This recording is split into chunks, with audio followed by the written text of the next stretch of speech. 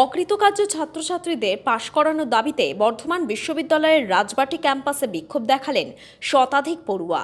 অন্যান্য বিশ্ববিদ্যালয়ের মতো সাপ্লিমেন্টারি পরীক্ষা নিয়ে অনুত্তীর্ণ ব্যাকলগ ছাত্রছাত্রীদের পরীক্ষায় উত্তীর্ণ করাতে হবে বলে দীর্ঘদিন ধরে বিশ্ববিদ্যালয় কর্তৃপক্ষের কাছে আবেদন জানাচ্ছে শতাধিক পড়ুয়া।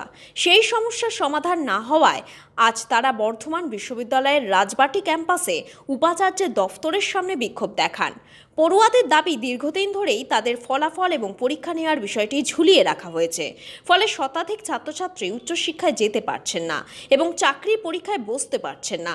অবিলম্বে তারা এই সমস্যার সমাধানে বিশ্ববিদ্যালয় উপাচার্যের হস্তক্ষেপ দাবি করেছেন। যদিও এই বিষয়ে বর্ধমান বিশ্ববিদ্যালয়ের উপাচার্য নিমাইচন্দ্র সাহা কোনো মন্তব্য করতে চাননি।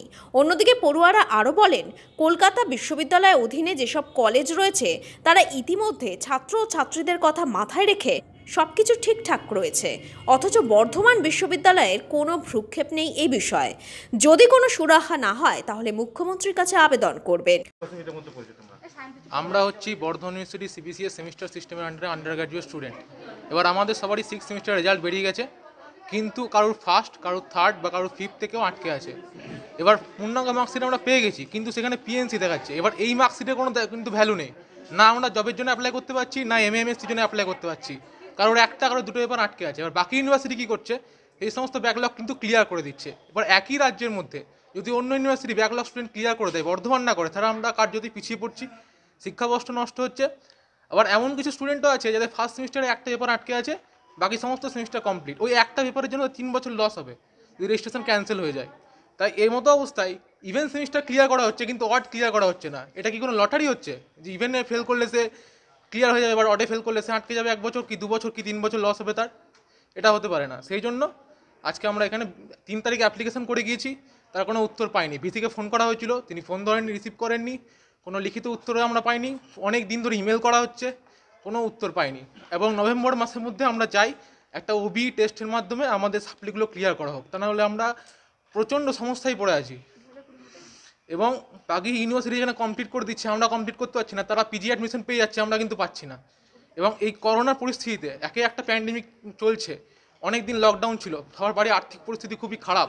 এর মধ্যে যদি ছাত্ররা এরকম অসুবিধায় পড়ে, তার দায় কে নেবে? এই হচ্ছে আমাদের প্রশ্ন। আমরা চাই, আমরা স্যারকে দরখাস্ত দিয়েছিলাম, আমাদের এখানে 151 জন ওল্ডের ব্যাকলগ স্টুডেন্ট আছে, তো সেই জন্য আমরা অ্যাপ্লিকেশন দিয়েছিলাম ভিসি স্যারের কাছে। আমাদের সাপ্লিমেন্টারি পরীক্ষা নেওয়া হোক অথবা আমাদেরকে প্রমোট করানো হোক স্পেশাল রিভিউয়ের মাধ্যমে, সেই দাবিতেই আমরা ইউনিভার্সিটিকে অ্যাপ্লিকেশন দিয়েছিলাম। তো যেহেতু এখনও পর্যন্ত উনি কিছু জানাননি, তাই আমরা আবার ইউনিভার্সিটির সামনে আসতে বাধ্য হয়েছি। কি মনে হচ্ছে কিছু সুরাহা পাবে? আমরা আশা করছি নিশ্চয়ই কিছু সুরাহা হবে।